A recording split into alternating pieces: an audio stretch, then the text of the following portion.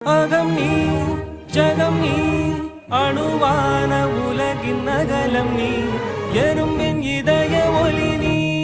களிரின் துதிக்கை கனமும் நீ ஆயிரம் கை உண்டென்றால் நீ ஒரு கை தரக்கூடாதா ஈராயிரம் கண் கொண்டாய் ஒரு கண் எனை பாராதா உன்னில் சரணடைந்தே